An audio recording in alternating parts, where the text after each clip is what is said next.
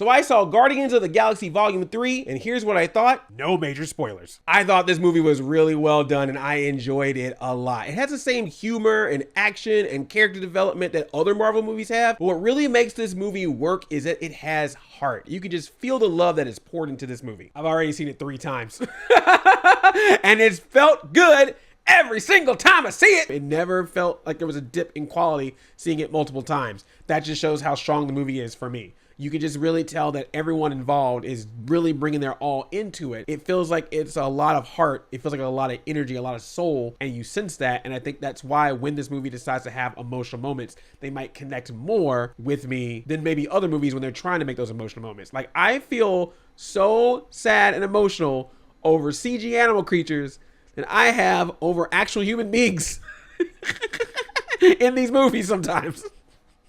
That's good work. Throughout this story, you just realize that this crew is a family, whether they're working together or at each other's throats, or in this case, helping one of their own. You can feel the family bonding with this, and that nice reminder that sometimes people who are not your actual family can be a strong family for you. There's a lot of funny stuff in it, and the humor feels genuine and character-based, which makes it authentic. There's a lot of fun to be had in this movie. There's funny moments, there's fun action, but the movie has no problem taking its time to have an emotional moment, to have a dramatic moment, and to sometimes even be a little dark. This is a hard PG-13, especially when dealing with the villain in this movie, the High Evolutionary, played brilliantly by Chikuti Iwuji. This is like an old school villain. Like, he still has that whole mindset of what he thinks is doing is right, but he also knows what he's doing is wrong. And that is a bad combination to have. Even with a stacked cast, there's a lot of characters in this thing, but each Guardians gets their moments to shine, whether it's showcasing their complex personalities, giving some backstory, or even just explaining events that happened in previous movies. It always seems to be done in creative, entertaining, or cinematic ways, especially with characters like Drax,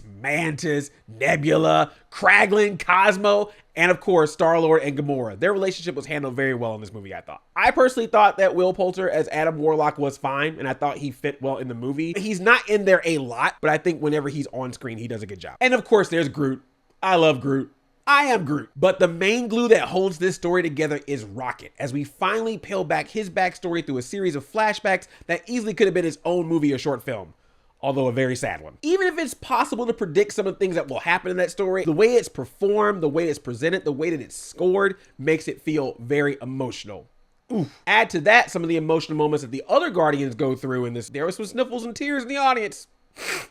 Just so you know, Rocket's story is dealing with animals and experimentation. They are CG creatures, and I think the movie balances it okay. But at the same time, I know that some people can get turned off by that, so just wanted you to be aware of it. But like I said, even when it goes to that dark place at times, it has no problem bouncing back up to the energy that we know from the Guardians movies, especially when it comes to the action. The action is very fun, and there is one particular action scene.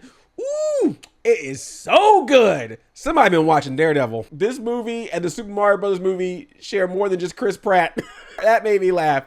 You'll know it when you hear it. The worlds in this movie, the planets, and the way they do space in this movie.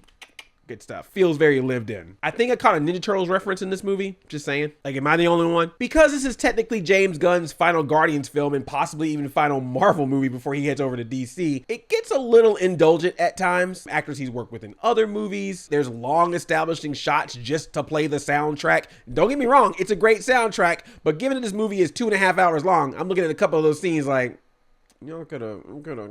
These things are understandable given the circumstances. You want to go out with a bang, but still have to say it's noticeable. But again, don't get me wrong, great soundtrack. And this is just a general issue. I had this problem with Kang as well in Ant-Man and the Wasp: Quantumania. What is the balance of power with some of these villains? Because there's one thing that the High Evolutionary does that I'm just like, wait, you can do that the entire time?